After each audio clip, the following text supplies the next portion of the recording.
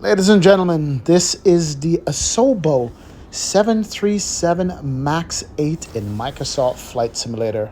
And wow, what can I tell you guys? Let me just jump into it right away. As you can tell, we're removing the pitot covers, the engine covers, and we're walking around removing the chocks from the wheels and also inspecting different parts of the airplane. You can walk up to it and open up the cargo doors from outside in this walk-around mode that we're doing right now, inspecting the landing gear itself, inspecting the tires, making sure everything is okay.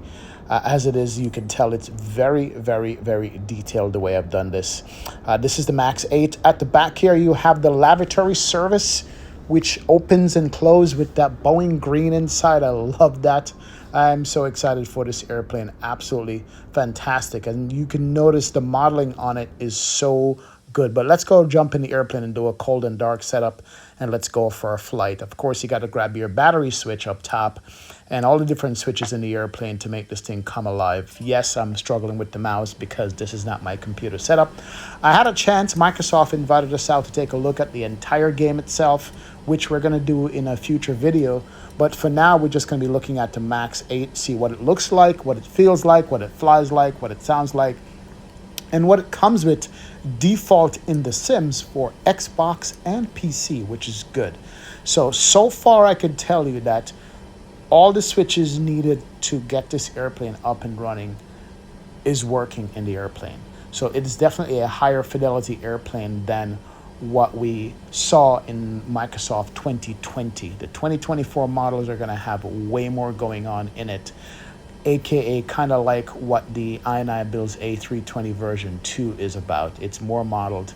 As you can tell, the animation on the yoke is very smooth and very good. It's not choppy or looks like a 1K graphic. It's good.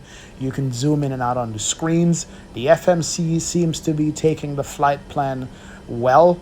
I didn't go too much in depth in it because I had limited time on it. There was one little bug that I found with the departure runway. I couldn't put it in for some reason, but you can load your flight plan into the airplane through the EFB, and you'll see the EFB coming up here shortly. On our left, that's attached to the window. That EFB does the weight and balance and so forth. The HUD does work. It goes up and down. It has basic information on the HUD, not as detailed as I've seen before, but it is all there, and they've done such a wonderful job with it.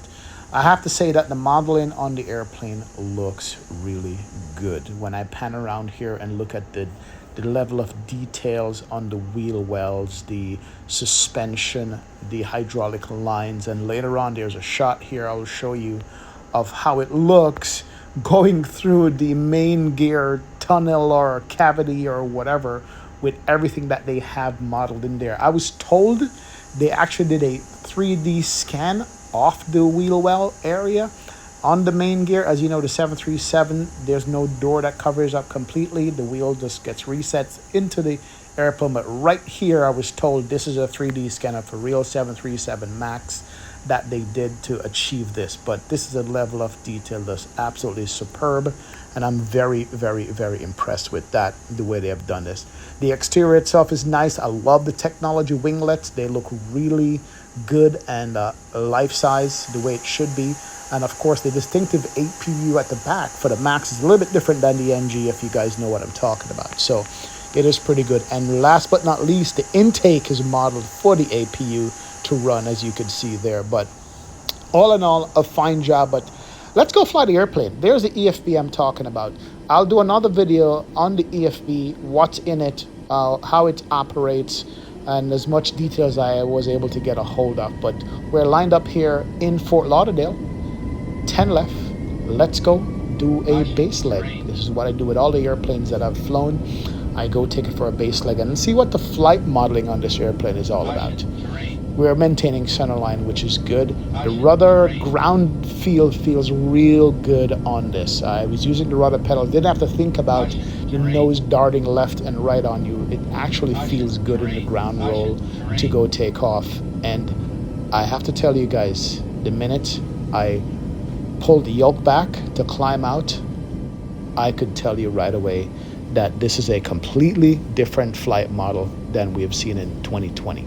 Completely different flight model. The flight model on this thing is, I would be going to use the word smoother. It's more smooth. It's not as notchy. If for you guys who fly X-plane who were used to that and jump into 2020, you would notice that it's a little bit notchy when you turn.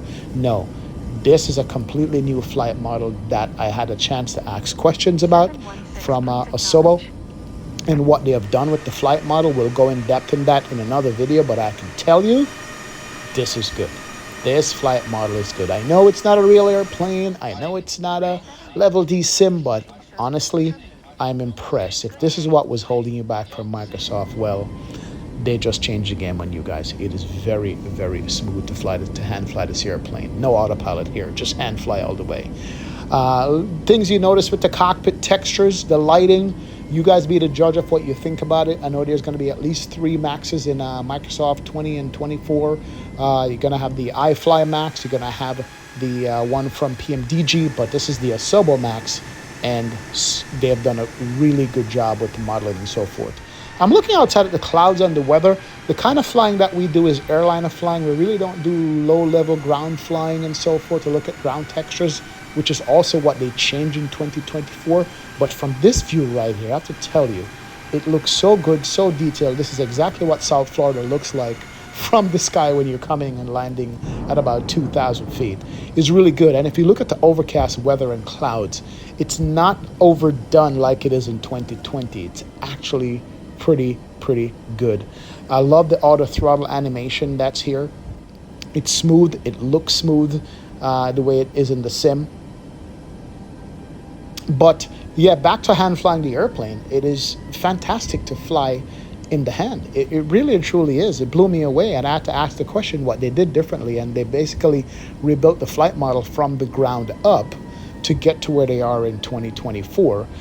Instead of using, one wing surface to model the flight, they're using like 12 or something like that, 4 or 12. I forgot exactly how much the number is, but it was good to see that they listened to the community and they put work in getting the modeling of the flight good. Now, it's going to be up to the third-party developers for all the planes that we already have to update their airplanes to take advantage of what the sim is now offering.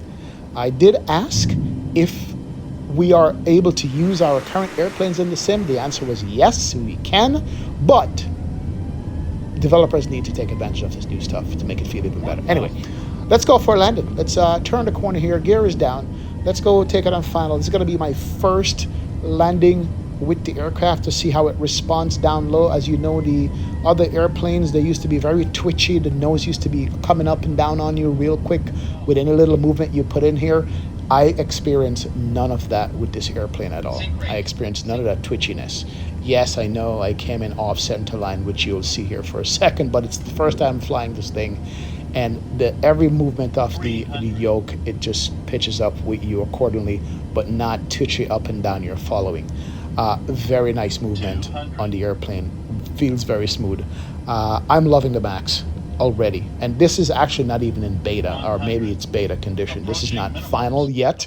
Everything you're seeing is not final to the sim. The sim is still about a month or so away, and they're still working on it. But right now, what you get with the Asobo 737 MAX is a very good MAX to fly.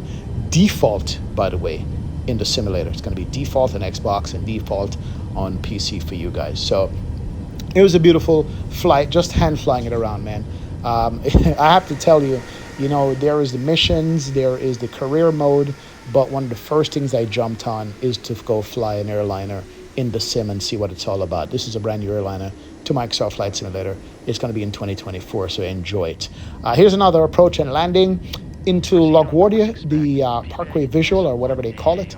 Enjoy it, guys. I'll see you guys in some more Microsoft 2024 video. Subscribe to the channel, hit that like button so you don't miss those videos. Have a great one. See you later. XP out. See ya.